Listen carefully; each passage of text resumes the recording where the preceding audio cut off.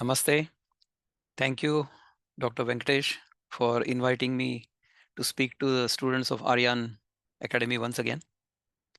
Today's topic is fundamental principles for success and joy. So, the first question I would ask everybody here, who is here not to pursue success and joy? I hope everybody is here to pursue success and joy, correct? We all want to succeed and we all want to be joyful. And in fact, most of us think that we will become joyful when we succeed. Let's try to see what success means and what joy means. Even if we try to analyze the meanings of these words, by the end of the talk or by the end of this session, you will have a much clearer idea, or you will at least have some interest in exploring what these two terms really mean for you, by the way. Okay.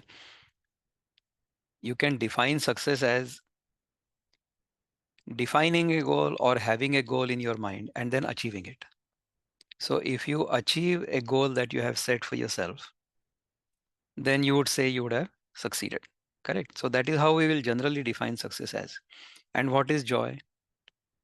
Joy is different. Joy is something we feel from within when something goes the way we want it to go. So therefore, when we achieve the goal we have in our mind, we say we have succeeded. And when we have succeeded, we become joyful. So that is how success and joy are defined for ourselves. Now, how they are different for different people, let's just look at some events and then I'll throw that at you. Most of you play some kind of game or sport. I would say 99% of you are interested in cricket. I am also interested in cricket. Many of you are probably here missing maybe an IPL game. So I congratulate you. I won't bore you. IPL, of course, is very, very entertaining, right? So this talk has to at least match with that. Now, how will it match that? It will match it only if you are interested in the topic. If you are not interested in the topic, then this will not be comparable with what you are giving up, right? The joy in any activity or any event does not depend upon the event. It depends upon me or it depends upon you, the observer. Okay. So there is a game between, let's say, Royal Challengers Bangalore and Mumbai Indians, the two popular teams in IPL. Both of them currently not qualified, or they are in the danger, they are in danger of not being qualified. Correct. So there is a game going on between RCB and Mumbai Indians. Mumbai Indians are winning. So the people who are supporting Mumbai Indians feel they are successful or their team is successful and therefore they are joyful. But the same game, if you happen to be an RCB supporter, then that same event, that same consequence, that same result is going to make you not joyful but sorrowful. You will be sad. Why has this happened? This has happened because we have taken sides. In our mind, success meant winning. And therefore, not winning or losing means unsuccessful. We are unsuccessful. That's what we would think.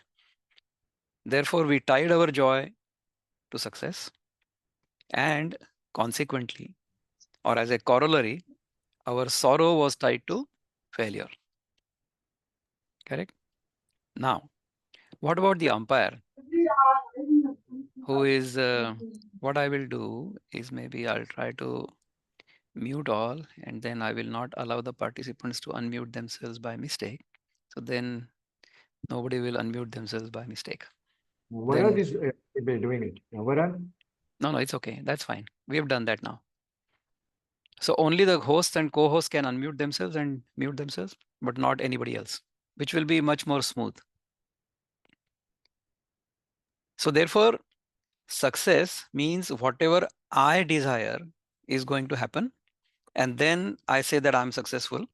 And if that doesn't happen, then I failed, or whatever I wanted to achieve. But sometimes when we are observing this game between RCB and Mumbai Indians, do we have any control over success or failure? We don't.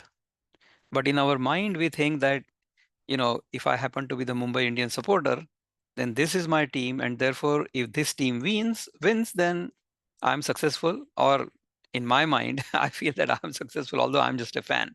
I cannot do anything to have any control over the outcome of the game. Correct? So a lot of times what happens is we feel we are successful or we feel we have failed only in our mind. It doesn't really have any relationship with what can be done by us on the ground. Is it wise to be joyful or sorrowful because of that? Think. If we want to succeed in whatever we undertake, we need to understand the rules of the game. Only then can we succeed or fail. Correct? So if we want to play the game of cricket, if we happen to be the batting side, we should know how to bat. We should know the rules by which a batsman can bat, or batter these days they call him. The batter will play or keep playing and succeed or make runs according to laws of cricket, and the batter will become out by the laws of cricket. So if we know all these rules and the laws of cricket, then we can bat properly, then we can succeed. Correct? So before we play any game or before we undertake any activity, we will need to know how that activity is performed, or under what conditions that activity will become successful. I'll give you another example. Say all of you, I'm assuming all of you are able to bike, correct? You all have learned how to bicycle. Now, when you go on your bicycle from place A to place B, if the road happens to be uphill, then you will have to put in more effort, correct? If it happens to be downhill, you will have to put in less effort. How does this happen? We have studied physics in school, right? Physics says that if you are going along with gravity, then gravity will help you bicycle down the hill much more easily. Whereas if you are going up the hill, you are going against gravity, and therefore it will be more effort. You will require to put in more effort. So, from these everyday examples, we can learn how gravity works. We can learn how everything works.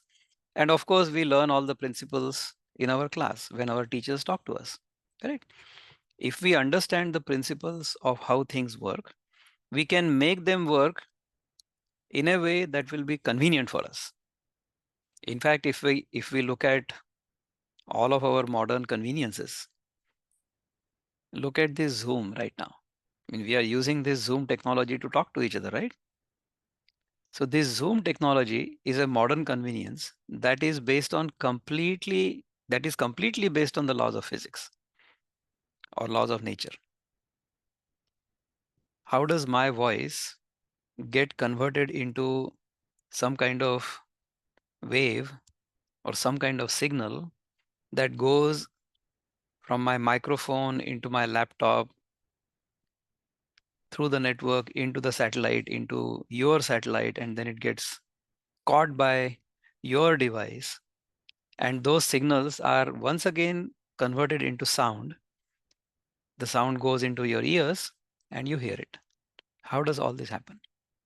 This happens because of certain laws of physics, electronics, whatever. I mean, whatever study or whatever field of study you may have, there are certain principles on which these sciences work.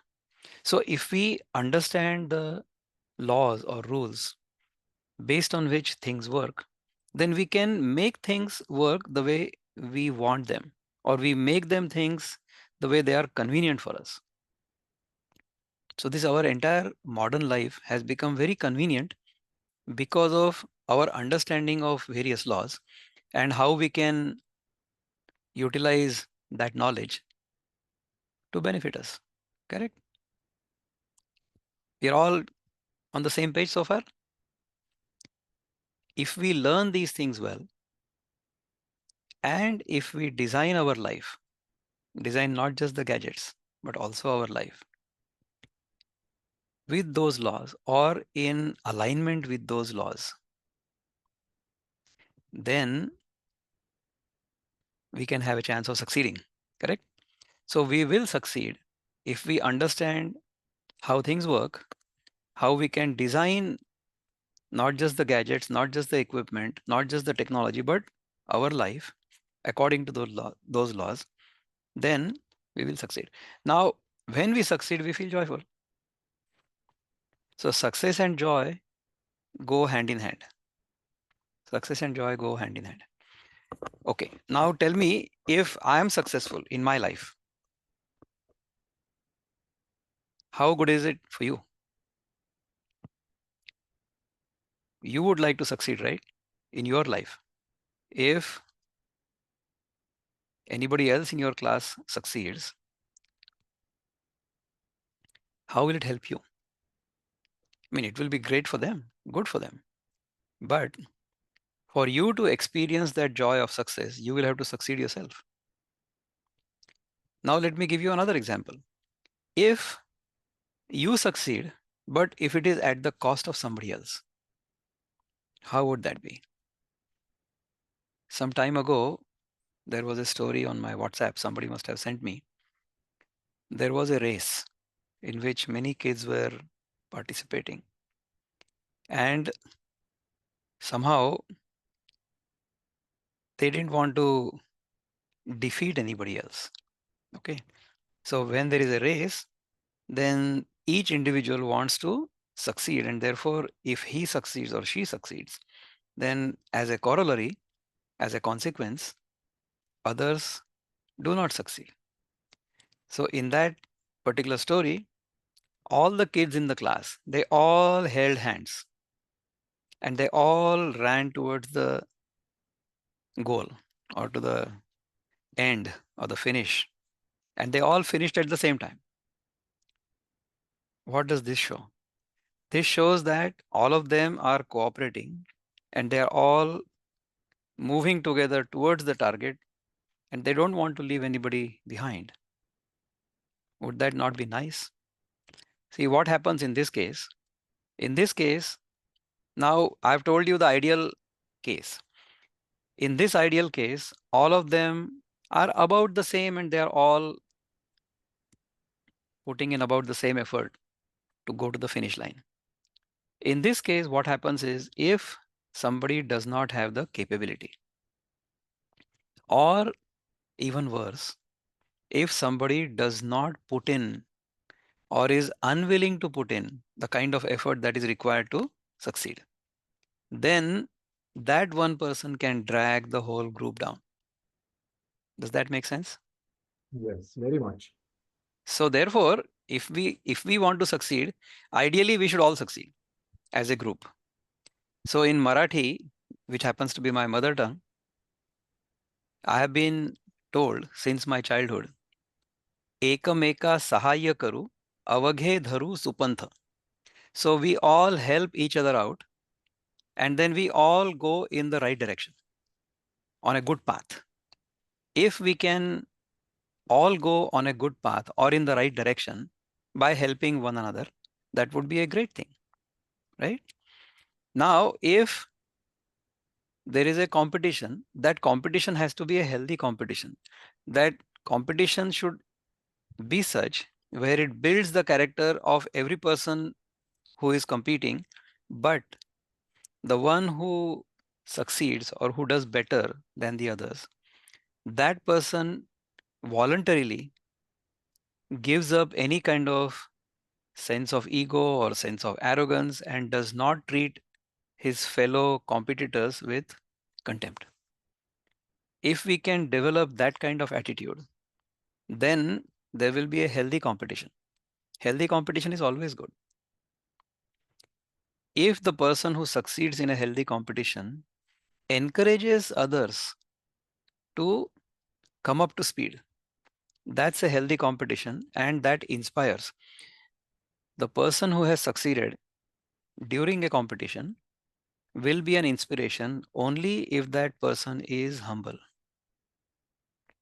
Whereas if that person becomes arrogant, then he is not a good role model. He or she is not a good role model. So therefore, when we succeed, the success should also go with humility. I'll tell you why and how this humility should be and can be cultivated. So if you understand this, then you will always be humble. You'll always be humble. You tell me that whatever ability you have, or let me talk about my ability, whatever ability I have. So for example, right now what is happening? Right now, I'm thinking of certain things, thoughts are coming to my mind, and those thoughts are getting conveyed to you. The last time we had met, we had talked about the definition of truth. What is truth? Truth is that language or those words or those sentences which convey what I have in my mind as it is in your mind. So if that transmission is 100%, so whatever I am thinking, if I am able to convey my thoughts to you and you are able to understand those thoughts the way I have understood them, then the language used for conveying those thoughts can be termed as truth, right? So if we can exchange ideas, if we can exchange our thoughts in this manner, if we can all go in the same direction, it will be great. Now, let me explain to you how this whole process is happening. Do I have any authorship of it? Do I have any control over it? Did I invent the mechanism of thoughts being generated in my mind and they getting conveyed to you through words? So, thoughts converting to sounds, getting conveyed to you, you listening to them, and then you understanding them. This entire mechanism of thought exchange, have I designed it? Have I devised it? Have I invented it? Have I created it? No, it has always been. All I have done is I have only understood how it works. I have practiced it. And therefore, I'm able to utilize that principle in conveying my thoughts to you. Is that making sense to you? I'm just talking about a natural phenomenon. I'm talking about the natural phenomenon of thoughts emerging in our mind, they getting converted into words, words getting transmitted through this wonderful Zoom technology, heard by you, and creating the same impression in your mind. None of this I have created. I have only learned how to use it. And I have learned to use it well. If I can use nature's laws well, then I'm able to achieve many objectives, but I have not created those nature's laws. Another thing is anybody using the same process, anybody implementing the same process under the same set of laws will be able to achieve the same result. I will repeat this. Anybody applying the same process under the same set of conditions that are based on the same laws will achieve the same result. I'll give you an example. In your chemistry lab, you must have done a titration. Everybody must have done a titration. What do we do? In that beaker, we take an alkali, we add some methylene blue, and then we add some acid from top, from the burette. You must have all done this experiment. And then we keep shaking the flask and we see when that methylene blue is going to turn into red. Correct? Is that the experiment? Does blue change to red or red changes to blue? Do you remember? I forgot because I was in 11th grade in 1976. Hmm. So I have forgotten. Now, this is the law of chemistry that when the pH is neutral, then the methylene blue is going to change the color, right? So whether I do the experiment or you do the experiment, the result will be the same. So the result of any action in nature is independent of the doer. What this means is when we achieve a certain result, we should not unnecessarily become boastful or arrogant that I have achieved this result. Because if all of these laws were not conducive and if my action was not in alignment with those laws, I would not have got that result. And even though I have got the result, anybody else, if they had done the same process, they would have achieved the same result. So, what special I have done? In the Bhagavad Gita, there is a verse. It says, Prakriter kriyamanani gunai karmani sarvashah ahankar vimudhatma kartaham iti manyate. That's the shlok in Gita. It says that things happen in nature according to natural law. There's Prakriti and Guna and all that. Let's not get into too many details of that. What it means in simple language is all actions in nature, all actions in this world, or all activities in this world happen according to natural law. But ahankara vimudhatma means someone who is deluded. Vimudhatma means deluded, means I have considered myself or I have assumed myself to be who I am not. That vimudhatma, that deluded buddy, is considering himself to be the doer of that action. I have done the titration, that's why I got this result. No, no, no, no. Wait a minute. Anybody who would have done the same experiment would have got the same result. So why are you unnecessarily becoming arrogant?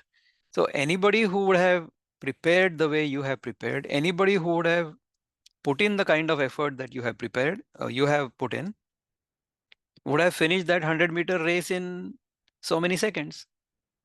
Why are you thinking that you have only done better than other people? If they had prepared the same way you had, then they would have got the same result, maybe even better. Therefore, the one who wins the race, therefore, the one who has succeeded in a competition should not become arrogant. Then that person becomes a role model for the rest. Then he becomes an inspiration for the rest. Does that make sense? I'm going to stop here for a minute and see if anybody has any comments or questions about what we have talked so far. Dr. Vikram, that Yes, is a person who is successful from his point of view. He becoming, he remaining polite and humble is a great quality and he becomes a role model. But doesn't it depend on his qualities basically and also his prarabdha? Because there are some people who put in a lot of effort, they do it a proper, proper manner, and they don't become successful. That that's a doesn't good mean they're question. not joyful. That doesn't mean that they're not joyful. Because the many top scientists who have not succeeded many times, they have failed 100 times, and then 101st time, the kind of joy they get is enormous. But that doesn't mean that during those 100 failures, they haven't enjoyed it or not got the joy. In fact, they might have got more joy because they know every time they fail, they know that, this is the mistake I made. I should not be making that mistake. And this is true for students also. Sometimes you may not get that kind of a rank or this, but that journey itself is enjoyable. That's a great observation. And yes, failure doesn't necessarily mean a setback. It may be a temporary setback, but if we learn from whatever might have gone wrong, okay, if we have made a mistake, if we Yes, learn from that mistake, that's a great thing. So, for example, if we design an experiment in right. science, in research, if we design an experiment and then the experiment does not yield the result we were expecting. Yeah. So, we start with a hypothesis. We Mm. say that this is how we think it might be. And Mm. therefore, we conduct an experiment to see if the result is indeed going to be Mm. the way we have hypothesized it. Correct. That's how research works, right? Yeah. Then, when we conduct the experiment according to the design and Right. we see that the result is not according to expectations, does True. that mean failure? No, Absolutely not not. at all. Not at all. In fact, Not that's at the way all. to learn. That's a way to learn. If Correct. you fail, you will learn more and Exactly. you'll So that's enjoy more exactly also. what I was going to say. So Yes. any result, if you learn from that result, then it will be a success. So for example, if the experiment does not yield the hypothesized result, then what I do is I do the experiment again. If I still get the same result I got the first time, then I start doubting whether my hypothesis was correct or not. Then I do the True. experiment one more time. Now, if I get the same result the third time as well, then I say that no, no, no, my hypothesis was not correct. And I have to revise my hypothesis according to the observations. Okay. Mm. Correct. Once that hypothesis is revised, I can report that. So when the scientific paper is written, the scientific paper very objectively defines the purpose of the experiment, then defines or indicates what kind of materials were used, what kind of procedure was used, what kind of methods were used, and then what the results were observed. What results were observed? Those results are analyzed by the one who has done the experiment, and that analysis is presented as discussion. Based on that discussion, certain conclusions are drawn. If that experiment has been done rigorously, if there has been scientific rigor in that entire process, then anybody else conducting the same experiment or same research using the same materials and same methods should get the same result.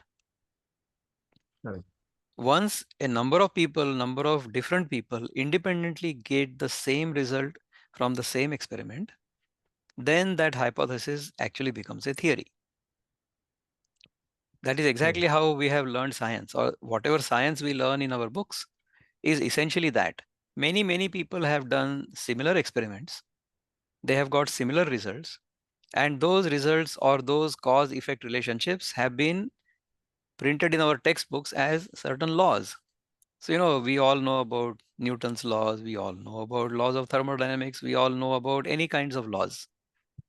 So, those laws are based on consistent observations time after time after time after time. That's how that cause and effect relationship has been established. And the latest science of AI is basically that. How does AI work? Artificial intelligence will look at all such events in the past, cause, effect, cause, effect, cause, effect, cause, effect. And then in real time, in today's time, it will give us conclusions based on what data we feed to it. Even the way you are understanding what I'm trying to tell you, even the last time I think we had talked about it a little bit, all you are listening or all you are experiencing is sounds, correct? Correct. Those sounds mean English words. These English words form this English sentence, and this English sentence means this. All of this is happening in your mind. Why? Because you are comparing the sounds you are listening to now with the sounds you have heard in the past. And those sounds correspond with the sounds you are listening to right now. So that's why you are thinking that I'm talking to you in English, and these are the English words, English sentences, and this meaning. All of this is happening because of that comparison. Artificial intelligence works in the same manner. Our natural intelligence and artificial intelligence are not very far apart. In fact, these days I hear that AI tools are giving answers that are almost as good as the brightest amongst us. Just imagine. So the AI little baby has grown up in 2 years to become as smart as the smartest of all adults. Amazing progress in technology, is it not? Mm. Yes. What AI does, or what we do in our mind, is we match patterns and we match the relationships we know of cause and effect. You know, this law of cause and effect, if we all understand it, if we design our life accordingly, then our life will not only be successful, but will also be very joyful. And I'll explain that to you from two different perspectives. One happens to be a perspective that says, you shall reap what you sow. This is written in the Bible. Okay. You shall reap what you sow, which is absolutely correct. So if you are planting a seed for a tomato plant, you cannot expect to get chilies out of it, is it not? If you plant the tomato seed, you will get a tomato plant and you will get tomatoes to that plant. Incidentally, I eat neither of them. So for me, this is not a good example, but this is a common example. Let's say mango and guava. I like both of them. So if I like mangoes, but I'm planting a guava tree or guava seed, I cannot expect to get a mango. So therefore, I can reap only what I sow. This is nothing but the law of karma. So in the Indian tradition, in the tradition of Bharat, we say that the law of karma is always applicable, right?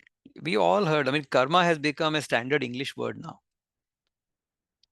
It really means whatever we do now, the consequences of that will happen sometime in the future. Okay? Now, if we want good things to happen in the future, then we should do good things now. Only then good things will happen. When we do anything, when we do anything, there can be only two consequences. Either there will be success or there will be failure, which means you will either win or you will lose. When you do any action, any karma, successful, unsuccessful, those are the only two consequences. If you are successful, there will be labh, not necessarily profit, but some benefit. And if you don't succeed, then there will be some loss. Okay. When there is gain, then we are happy. When there is loss, then we are unhappy. So only three consequences. When we do something, then there will be success or failure. Because of success, there will be gain. Because of failure, there will be loss. Because of gain, we'll be happy. Because of loss, we'll be unhappy. That's what happens. If we understand that success or failure, therefore gain and loss, therefore happiness and joy, is completely dependent upon laws of nature, then what will happen? Then we will undertake that action. And when we succeed, we will not be elated in cloud nine. And when we are not successful, then we will not go into depression. If we can live in this manner, this is called in Gita, the term is called Sthita Prajna or Sthita Yes, Prajna, yes. which Hmm. means somebody with an equanimous mind, somebody with equanimity. So, someone who can treat success and failure, gain and loss, joy and sorrow with an equal mind. Sometimes you will win, sometimes you will lose. Sometimes you will gain, sometimes you will lose, and sometimes you will be joyful, and sometimes you will be sad. But how do I know that I'm joyful or sad unless I'm beyond that? So if you want to see two different things, then a third thing will have to be observing both the things. Only then there can be some differentiation, is it not? What happens to us is, unfortunately, we get so involved with success and we get so emotionally attached with success that when we succeed, we become very arrogant. And therefore, when we don't succeed, we go into depression. If we don't want to go into depression when we fail, we will have to learn how to digest success. In fact, Yes. most of us, many of us, are unable to digest success. Unable to digest success. You remember Sachin Tendulkar? And there was another schoolboy friend of his. Such as Initially, he was very Ramli, successful. Okay, but Ramli. Yeah, he was very successful. But then over time, some things happened and then he simply withered away. What happened is, if we can digest success properly, if we can remain consistent, if we can remain humble, then we can go very far. That's the example we have in front of us. There are so many people who are successful someday and they become big stars, big celebrities, but then they lose their way because success goes into their head and they think that, gee, I'm so successful, it's all because of me. No, success is not because of you. Success is because of many factors coming together, and you happen to be the person who is doing the action. So I happen to be the person doing the titration, but the result of that titration is based on laws of chemistry. In the same manner, the results we see in the world are because of the law of karma, which I have neither created nor am I controlling. All I have control over is how I should act. You remember the famous shlok in Gita, the most famous shlok? What does Gita say? Karmanyevadhikaraste ma phaleshu kadachana ma karma phala heturbhu ma te sangostva karmani. That's the most misunderstood shlok in Gita.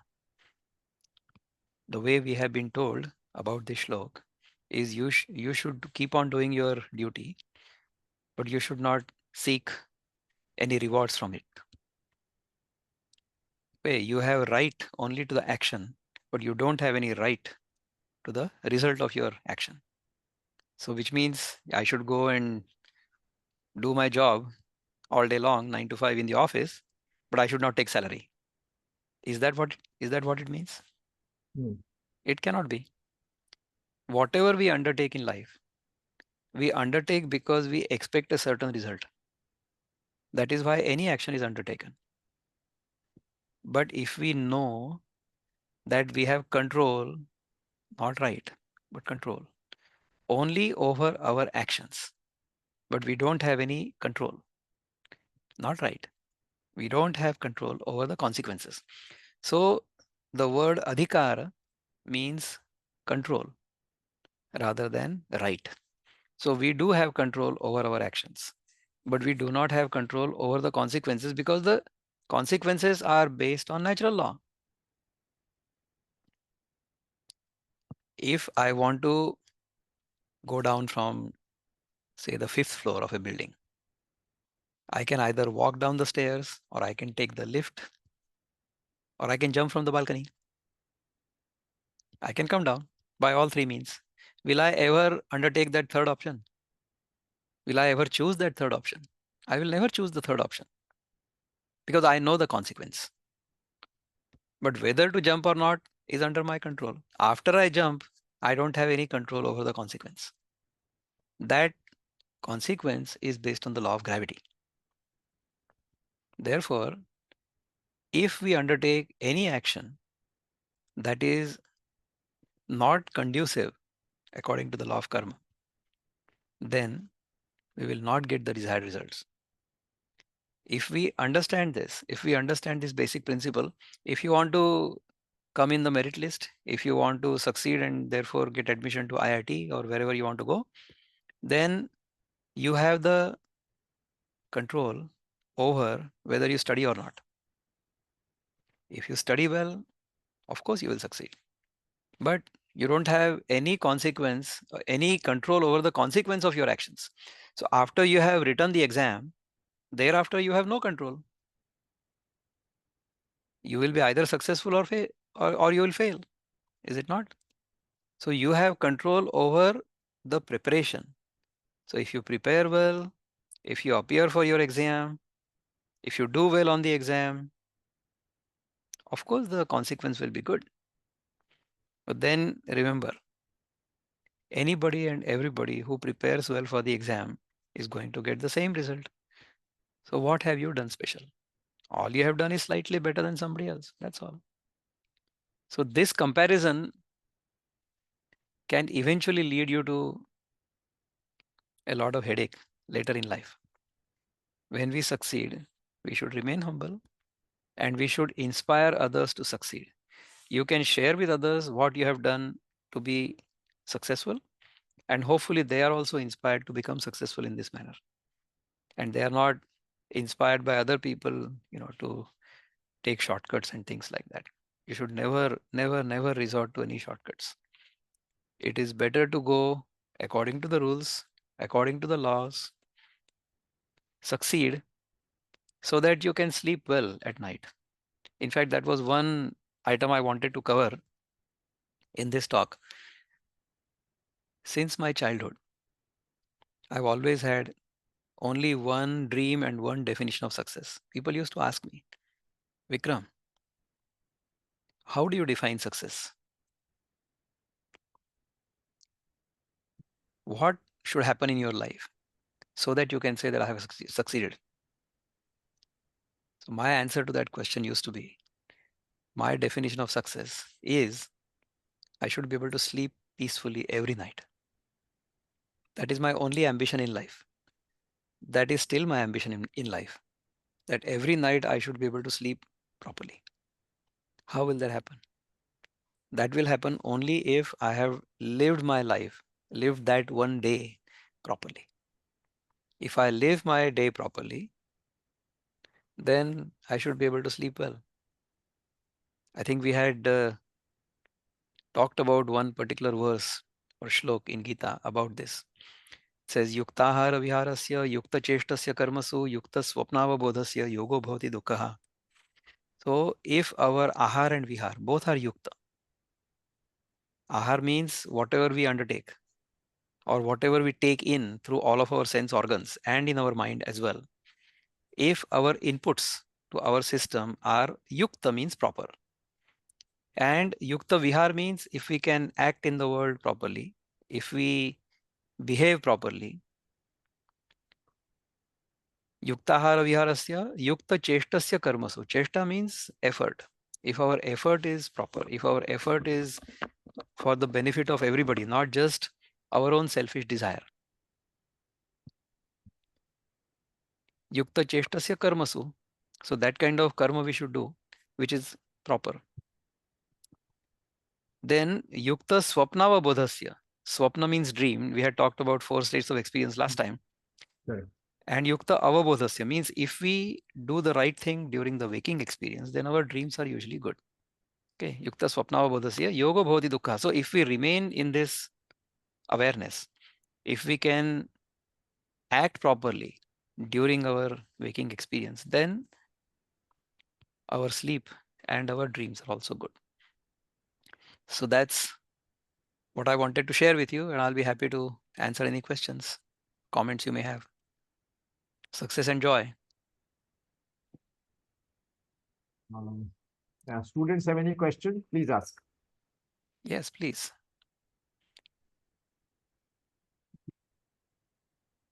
Let me allow Doctor, people to unmute themselves. So I'm going yeah. to go into this allow participants to unmute themselves. But I would appreciate if only one person unmutes at one time, ask the question, and then we can take it from there. Go ahead, please. If anybody has any questions, you can unmute yourself and ask the question. Would you like to? Doctor, what are your thoughts on prarabdha playing a role in success? Okay, that's a good question. Prarabdha means whatever experiences we are having currently, whatever experiences we are having currently, based on whatever we have done in a previous life. That is called prarabdha. So, what role prarabdha will have in success or failure? Is that a question? Yes, yes, doctor. Okay. Because you see, so many people in this life, they put so much of effort, they do everything systematically, they are humble, but they really don't, in spite of repeated, they keep getting repeated failures. They don't get dejected, they keep trying again failures. So, like, what is the reason?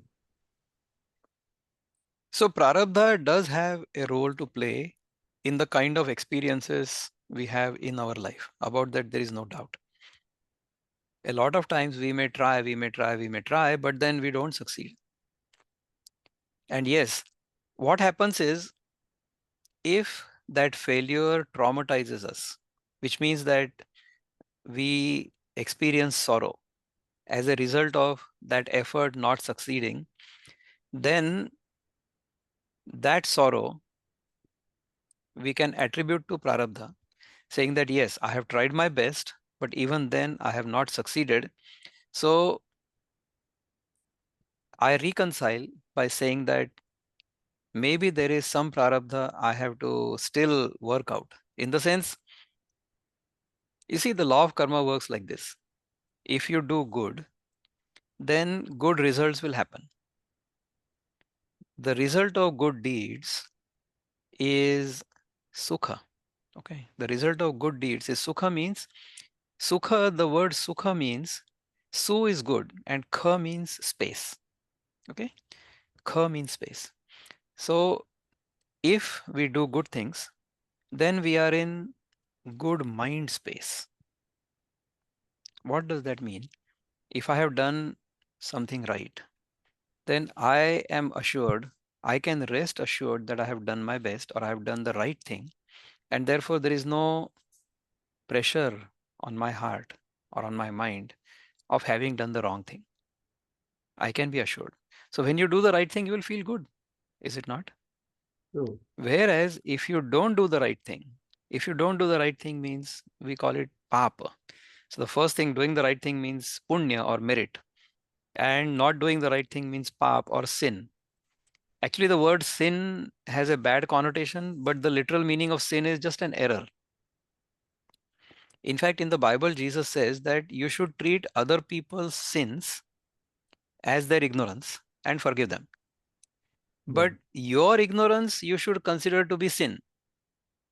Okay. Yes. So if somebody else makes a mistake, or if somebody else supposedly sins, say against me, I should forgive that person, saying that that is that person's ignorance of the truth.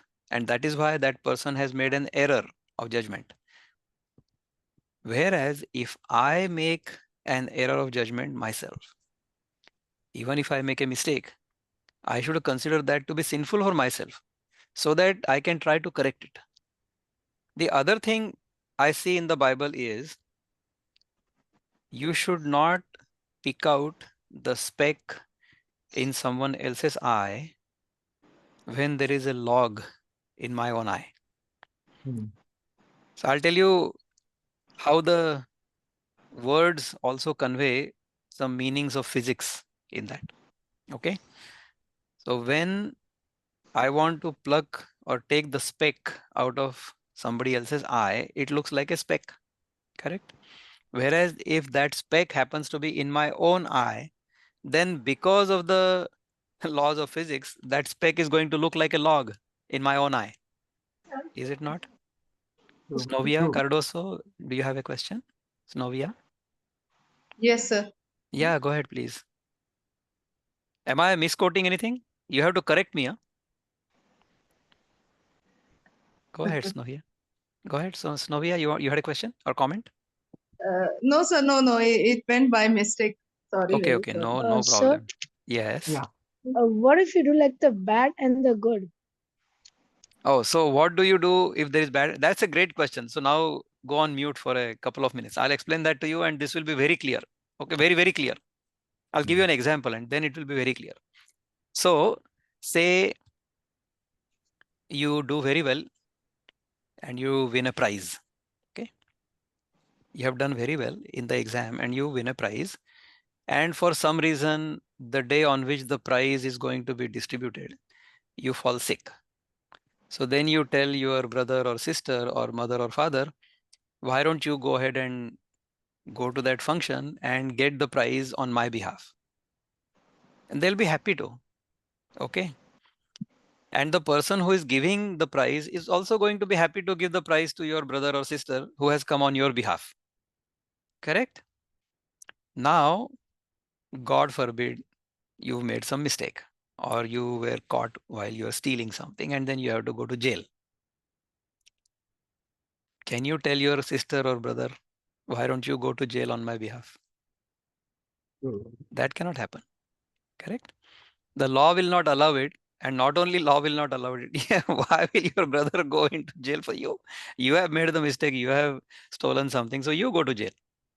What happens is when we do some punya or when we do some good deed, the results of that good deed can be shared with others. Okay. So punya can be shared or sukha can be shared with others.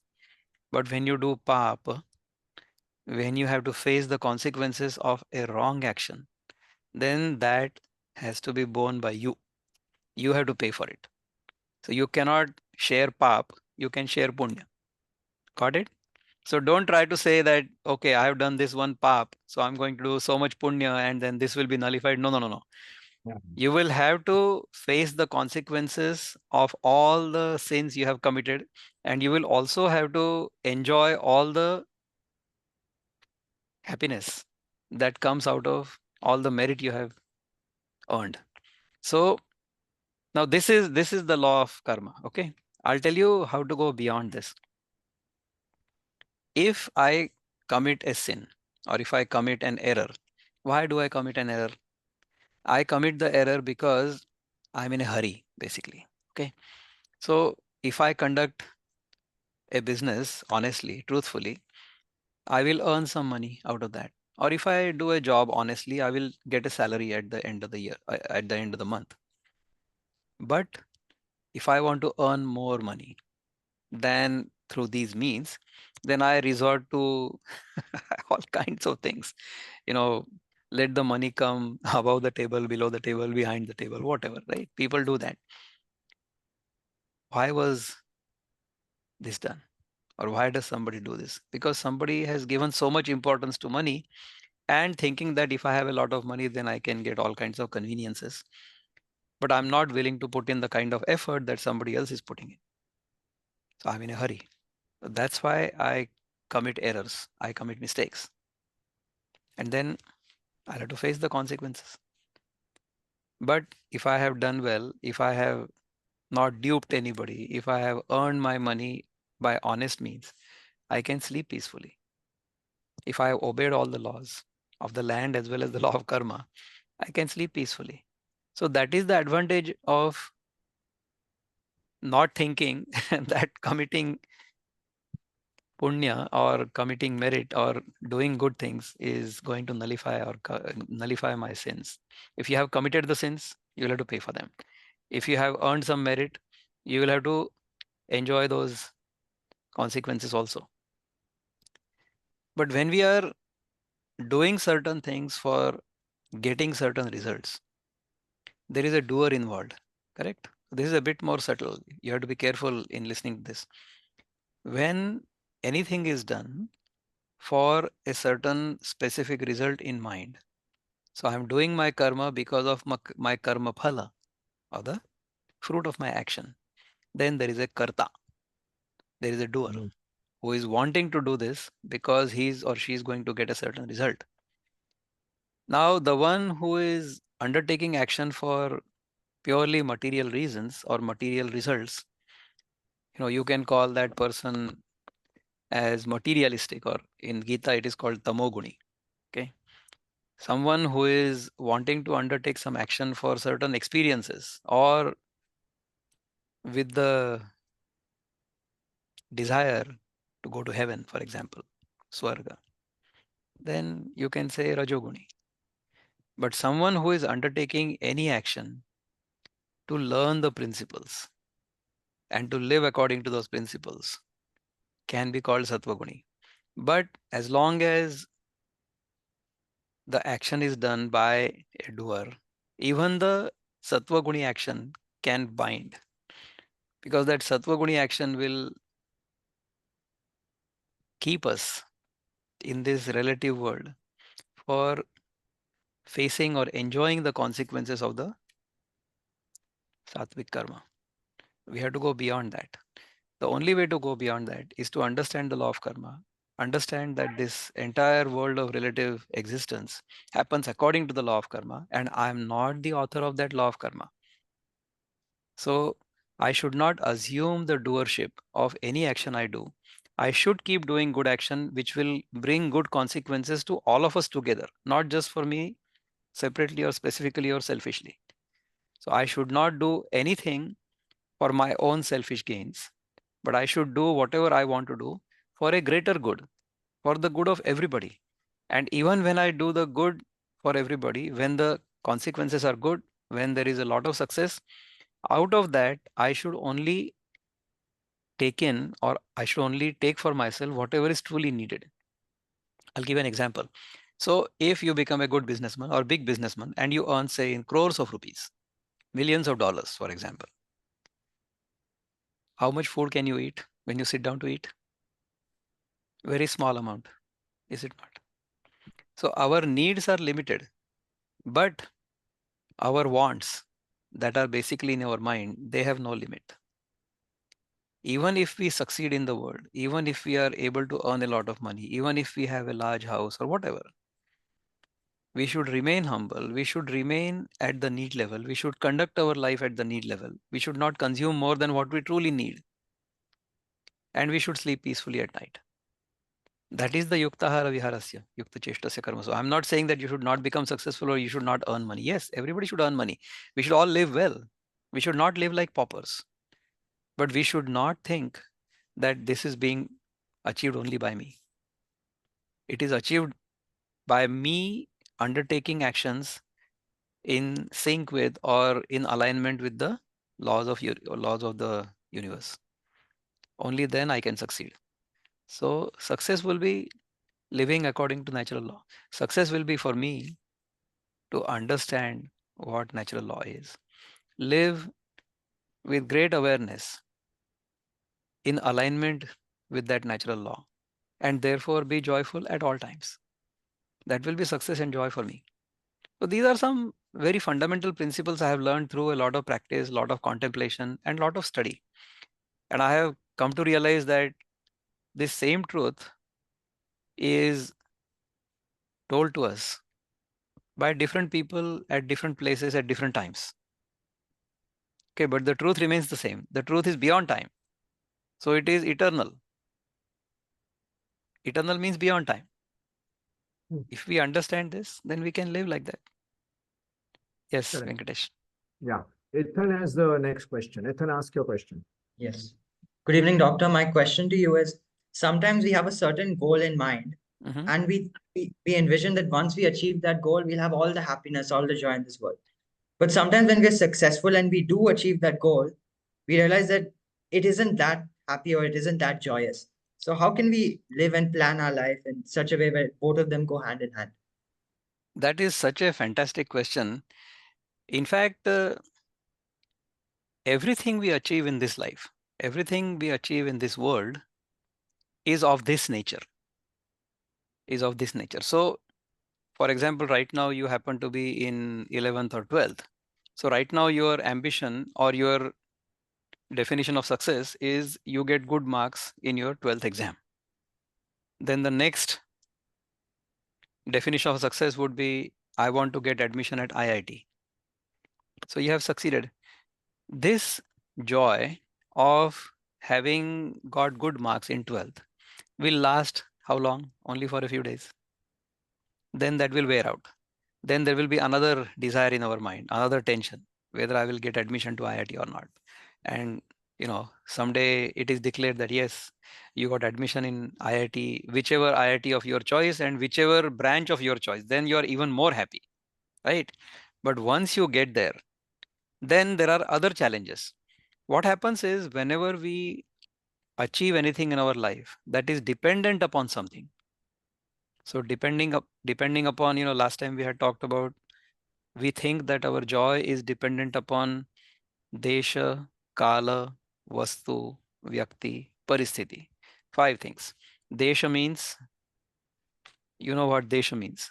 Area or space or town or country or whatever. Desha. Kala means time.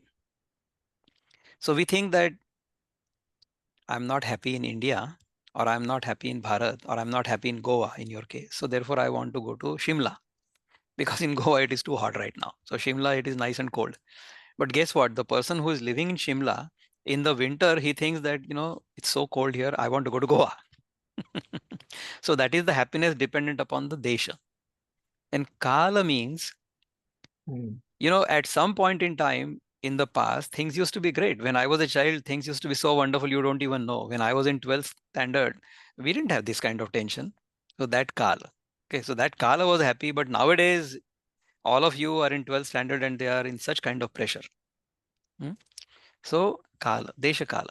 Vastu. Vastu means anything, like for example, I have a fancy iPhone, my kids, pressurized me into buying. I used to have a nice Android phone. I was happy with that. But kids said, no, no, you should have an iPhone. I said, okay, I'll have an iPhone. So we think that my happiness is dependent upon iPhone. So if I don't get the iPhone and I get an Android, then I'm very unhappy. Deshakala Vastu. Okay. Then Vyakti, if you fall in love with somebody, you are now in an age when there is a natural attraction for boys towards girls and girls towards boys, which is okay.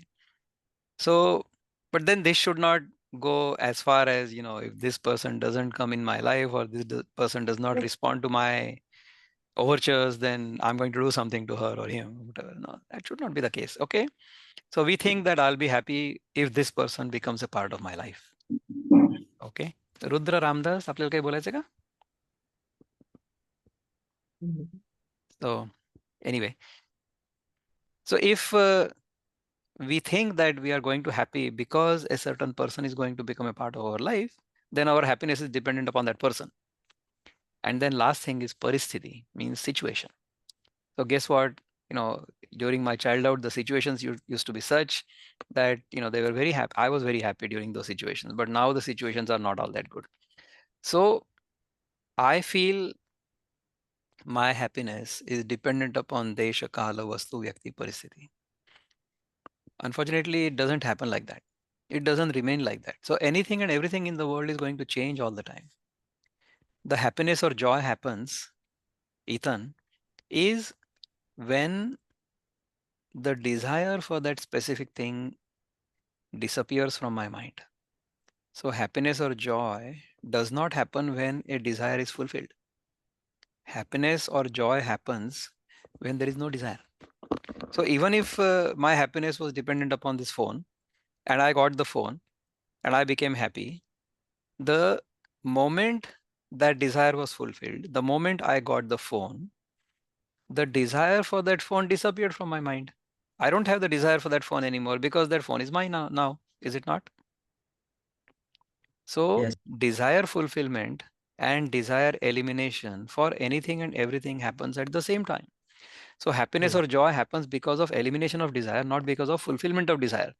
We mistakenly assume that the joy or happiness happened because desire was fulfilled, and therefore we try to fulfill desires one after the other, and they still leave us unsatisfied, because once you fulfill one desire, then another desire is in the line after that, and this keeps happening all the time. So if we remain in this desire fulfillment mode, we can never be permanently happy.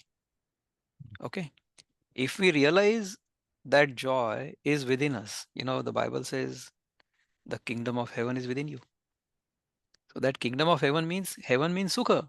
Swarga means sukha.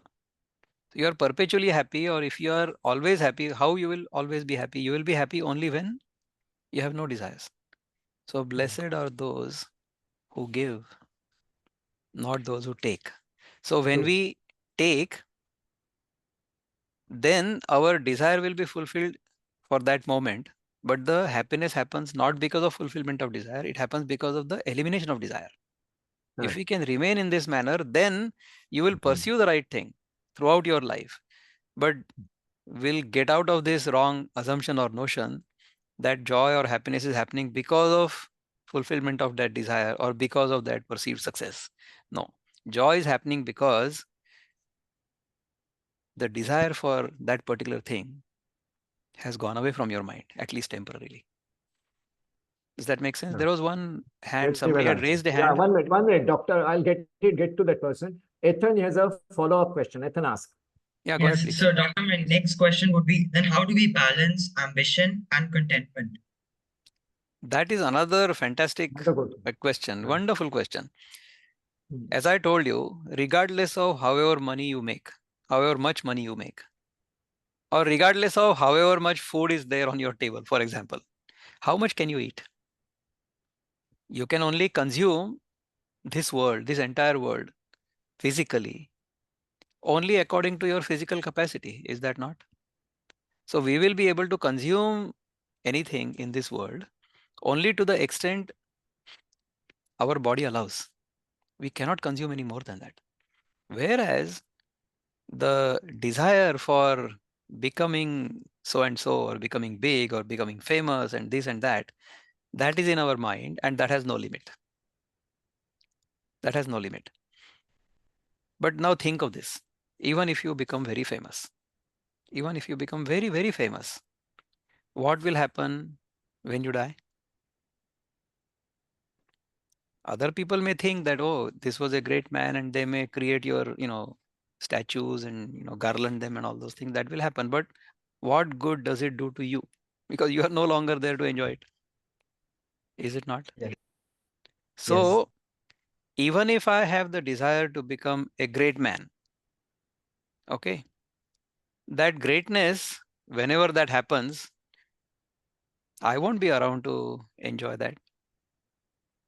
Is it not? So let's not get into this mistaken notion that becoming big in some way or becoming famous is going to be really great. No, no. Yes, I mean, if you do good things, you will be famous. Now, the icons we have, since we have been talking about the Bible and Jesus, Jesus did not do whatever he did to become famous. Jesus did not even start Christianity. Jesus was a Jew. But then those who started following him, that whole team of followers, they became Christians, right? That's what we call them as Christians. So me calling somebody Christian, me calling somebody a Jew, or me calling somebody a Hindu or a Muslim or whatever, these are all in our mind. That has got nothing to do with natural law. That has got nothing to do with the way we live. The only way, or the best way we should live, is I should treat you the way I want you to treat me. The golden rule. Correct. Beautiful. So that rule exists in every faith and every pantha, we call it, every path. So all of us should live in this same manner, that we should treat others the way we would like them to treat us. Golden rule. So that is the law we should follow in our transactional world. Okay. And for ourselves, what we should follow is we should try to figure out where this joy is. Try to figure out where this truth is. And guess what? That kingdom of heaven is within you. Within. Correct. So this truth is within us. So if we realize that, then we will live accordingly. We will live accordingly, and we will balance our external life. We will balance our life in the world with that internal seeking and pursuit. So even if you get the kingdom of this world, even if this whole world becomes your domain, you'll still not be happy, because you will want to conquer other worlds. That is what will happen. So if you became the king of the earth, then you will want to go and become the king of moon and Mars and Jupiter and whatever, right? So this pursuit is unending, because you want to become big. So what good is it once you die? So that's why, to balance it, I'm going to tell you a small story that will be very wonderful. There is a story of Santa Eknath in Maharashtra. That Santa Eknath met a person someday, and he asked him casually, he says, Maharaj, how are you so joyful all the time and you never commit any sins? तुम्ही पाप करत नाहीत, आप पाप नहीं करते हो, इसके पीछे का रहस्य क्या है? What is the secret behind it? So Eknath Maharaj told this fellow, he says, that I will tell you later, but right now I want to tell you something I have learned about you, which should concern you and which will affect you. So he says, Maharaj, what happened? He says, guess what? In 7 days, or after 7 days, you are going to die. Oh my God. So this person became very scared.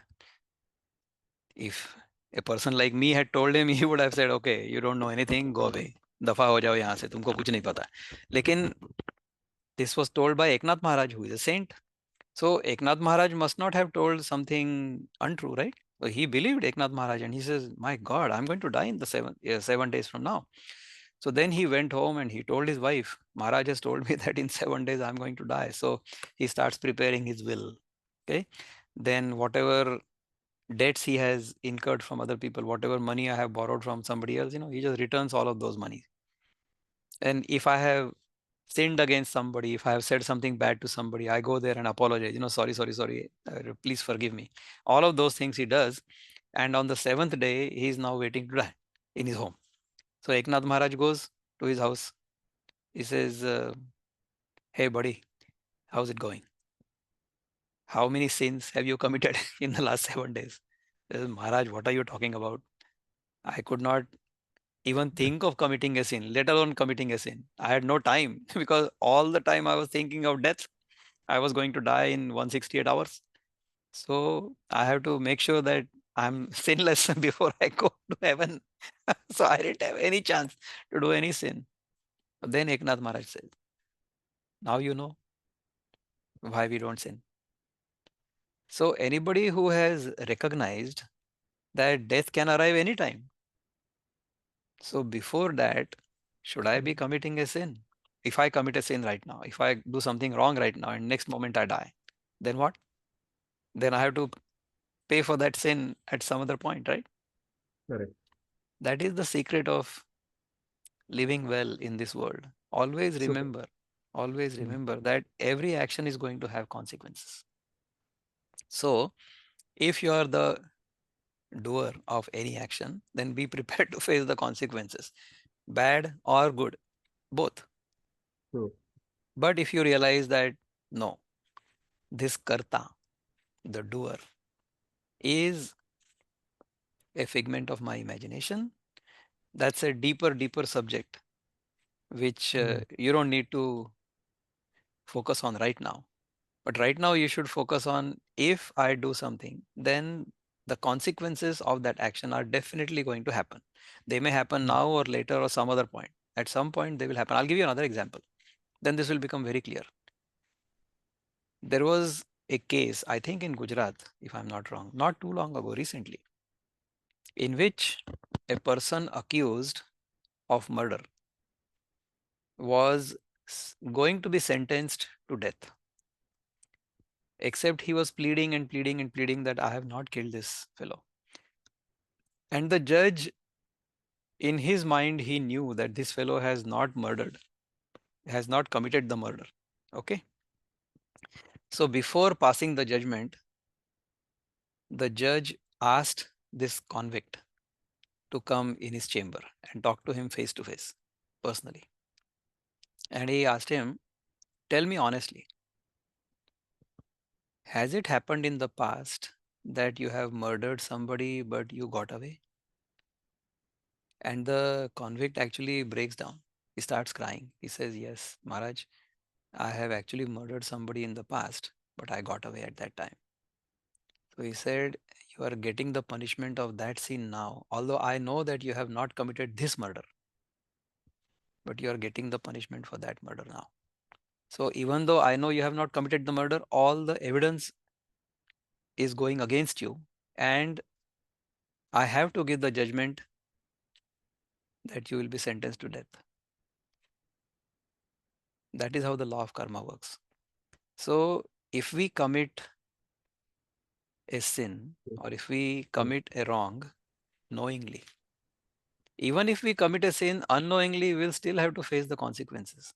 So for example, if you run the red light or if you cross the red light on the street and the police catches you and you tell the policeman, I did not know that running the red light was an offense. What will the policeman say? Why don't you give me your license and you start walking until you learn the rule? So ignorance of law is not an excuse in the eyes of law. Okay. So if I don't know that eating sweet is bad for me, and I keep eating sweets and sweets and sweets and sweets, and eventually I get diabetes. And then I complain, I said, oh God, why did diabetes happen to me? And God will say, you ate sweets. If you did not know that eating too much sweet is going to cause diabetes, then you be prepared to suffer the consequences of the action. So ignorance of the law of the land or the law of karma is not an excuse. We have to learn the laws of the land, and we have to learn the laws of karma as well, and design our life, live our life properly according to the laws. Otherwise, be prepared to face the consequences. There was a question here and there was There were a three hand up. questions. Siddhant, Parab, please ask your question. Siddhant, Yes, sir. yeah, please ask quickly. We just have a few minutes left. Yes, sir. Go ahead. Sir, am I visible? Yeah. Yes, Sundar. Yes, Bola. sir. So, sir, one of the things that you said is that in order for us to, achieve some sort degree of satisfaction with what we do, we must understand that we are not actually the doer of our actions, but we are sort of just like a vessel for everything that happens. So, how do we like recognize that when we do something, we are subconsciously sort of doing it to achieve an ulterior motive? So, how do we like correct ourselves when we are wrongly assuming that we are the doer of our actions? Okay. So this is a classic question. Even in Mahabharata, there is a conversation between Duryodhan and Krishna. Duryodhan says ki janami dharmam nachame pravrutti, janami adharmam nachame nivrutti. Yeah. Okay. Kenapi devo hridisthiteno yatha niyuktosi tatha karomi. So he says, Krishna, I know what is right, but somehow I am not motivated to do the right thing. Okay. And I know what is wrong, but somehow I cannot stop myself from doing it. So it seems that there is some power within me, some devata in my heart who is compelling me to do this, who is asking me to do this, and I keep doing this. That is what Duryodhan says. Okay. What happens is, if we are used to, if we are used to doing certain things in a certain pattern, how does that pattern form? That pattern is formed by this misunderstanding that if I achieve something or if I get something, then I will be happy. So the pattern is, I have conditioned my mind that my happiness is going to happen when my desires are fulfilled. Therefore, I keep trying to fulfill my desires one after the other. And to fulfill that desires, I don't even worry about whether the action is lawful, unlawful, moral, immoral, nothing. I just keep doing it because I want that happiness. Because I'm thinking that that joy or happiness is happening because of this Desha Kala Vastu Vyakti Paristhiti. If I realize that happiness or joy is not happening because of the fulfillment of desire, but it is happening because of the elimination of desire. And to remain in that kind of joy and to remain in that kind of equanimity, I have to live my life according to Yuktahara Viharasya Yukta Cheshtasya Karmasu. So, living my life moderately, in moderation, nothing in extreme.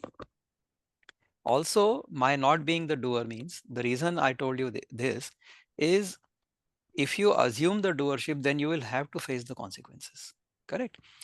But you cannot keep on doing the bad things and say, some deity in my heart is compelling me to do that. And then therefore you punish the deity. No, this is not what will happen. You will have to face the consequences of any bad actions. So consciously you will not indulge in bad actions. Consciously you will only indulge, or only you will undertake good actions. So when you understand these things, you will do the good things, and even then you will not assume any doership. Okay, these things happen, and therefore you will remain humble. So that was the point I tried to make, is you want to remain humble even after you succeed. Then only you will be a role model and an inspiration for others. So I hope this answers your question. Thank you, sir. I can take two So more questions basically, now. detachment, right? I mean, non-doership is detachment, kind of No, realization that I am not the sole doer. sole reason for being successful. Success happens because of 4 or 5 different things. There is a verse for that also in the 18th chapter. So there has to be a doer, there has to be a kshetra or place of action. There has to be a motive. There has to be equipment or upkaran, and there also has to be daiva. Means your action has to be in alignment with the law of the land or the law of karma or law of the universe. Only then success will happen. Otherwise, not. Okay. So two more Fine. So questions. quick questions. Yeah. Vedant Amonkar and then the other person. What's the name? Abraham Anthony. Yes. Vedant, ask your question quickly. Yes, I had actually heard a quote from someone. He said, "We are always a villain in someone else's story. Is there any way to prevent that? Can I, let's say I'm doing something and uh, I don't want to harm him in any way, or I don't want him to feel bad in any way, but I have to do it for somebody else's good. Is there any way to prevent that situation?" Okay, so when we do things in the world, not everybody can be happy at all times. So you can make some people happy most of the time or all the time. You can make most people happy sometimes, but you cannot make everybody happy all the time. It doesn't happen. So even when we undertake some good action, those people from whose point of view that action is not desirable, I'm not saying good or bad, desirable, they will feel unhappy. So say in this game of Mumbai Indians and RCB, it's only a game. So if we go there to enjoy the game, then who wins and who loses will not make us happy or unhappy. Even though I may be a Mumbai Indians fan, if RCB plays better on that particular day, and if my joy is because of a good game rather than my team winning, then I will enjoy the game and not be perturbed by Mumbai Indians losing. Results. Correct? So therefore, if we have this kind of attitude, when we do things in the world, we will end up doing good things, and we should do good things, but we should not pin our happiness or joy on the result of that deed. That's how I would take it. Did I answer your question? Or if you want to repeat your question, I'll be happy to clarify further. I believe you answered my question. Thank you, sir. Okay, Yeah. you're most welcome. So, doctor, you said you have another meeting at 8:30. So should I tell No, there is Anthony to another. It's summarize? okay. We can ask. We can take that last question from Abraham. Okay, the last question from Abraham Anthony. You still have a question? Yeah, Abraham? I'm actually Abraham's mother, Hazel. Yeah, tell me, tell I'm me. also listening to this meeting. Tell I me, just tell me. had one question. Now, after we have achieved something, okay, like as in we are carrying on with our life, but at some point of time, you feel that emptiness, something hollow, something empty within you. So, how do we overcome it? Correct. So the answer to your question, my sister, is whenever you achieve anything in this world, anything, in the end, it will appear empty or hollow because that is the nature of this world. Okay, anything you achieve in this world, ultimately it will appear empty or hollow. Because if you were here the last time I was here, we were talking about how this world of appearance is actually a mirror image of our own mind. Okay, this world outside is a mirror image of our own mind because we don't even perceive the world unless that world makes an impression in our own mind. And this world outside keeps changing all the time. It's not constant. But my awareness is always constant. So if I remain in my awareness at all times, that is when I remain fulfilled, because that is full. The only thing that is full, the only thing that is complete in this world is my own awareness. So if I remain in that awareness, and guess what? Even the kingdom of heaven is in that same awareness. So if Jesus Christ were to appear before me right now, where would I experience him? I will experience him within me. Even if he's standing in front of me, I will see him with my eyes, but I will experience him in my mind. Unless his shape and his form makes an image in my mind, I will not experience him. So this whole world outside, including God, is experienced by us within us, not outside. So therefore, the kingdom of heaven is within us. If we realize this, if we remain in that awareness at all times, that is the way to remain full. That is the way to remain joyful at all times. So I Hmm. wish and I pray that all of us remain in this awareness and in this joy at all times. Thank you. Good. Thank you. Just a minute, Ethan, please share your video and summarize the session. Okay. Yes. Dr. Vikram, it's been a real pleasure to hear from you again. So I'd like to take this opportunity on behalf of all the staff and students of Mustafa and Aryaan to express our sincere gratitude to Dr. Vikram Pattarkine for gracing us with his presence today and conducting an insightful session with us. Dr. Vikram's session delved into the fundamental principles for achieving both success and joy. He defined success as the attainment of a specific goal and joy as more of an internal feeling. Sir emphasized the importance of understanding the conditions necessary for success before we undertake the task we desire. By comprehending the laws and rules needed for success, we can align our efforts to achieve favorable outcomes, ultimately leading to both success and joy. Dr. Vikram also highlighted the role of healthy competition in bringing out the best in oneself and others. Moving on, he stressed on to invent new platforms or laws to achieve success. Rather, we must know how to effectively utilize existing ones.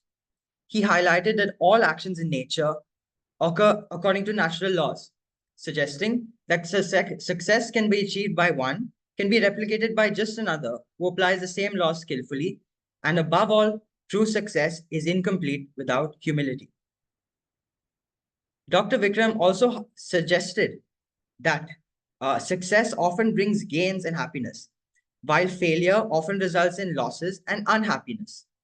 However, he emphasized that viewing these outcomes as a part of nature and accepting them with an equal mindset allows for a fulfilling, content life, irrespective of life's fluctuations. If we can digest initial success and remain humble, then and only then can we transcend boundaries and reach for even greater success. And this success must be done for the greater good and not for our selfish desires. It is essential to adhere to the rules, avoid shortcuts, and live each day with integrity, ensuring that our conscience remains clear at the end of the day. By playing by the rules and embracing ethics, as Doctor said, we can create a legacy of success, and then we can truly become an inspiration for others. As always, we are extremely grateful to Sir VPD for continuing to bring such top personalities like Dr. Vikram to speak to us. Doctor, you beautifully answered all our questions. So on behalf of everyone at Aryaan, we'd like to wish you all the best for your future endeavors. And thank you once again. Thank you for inviting Ethan, me. It's and been a thank pleasure. you, Dr. Vikram. Really amazing. Thank you very much. Okay. Good night. Have a wonderful everyone. evening, everybody. Yeah, thanks. Namaste. Same to you. Thank you.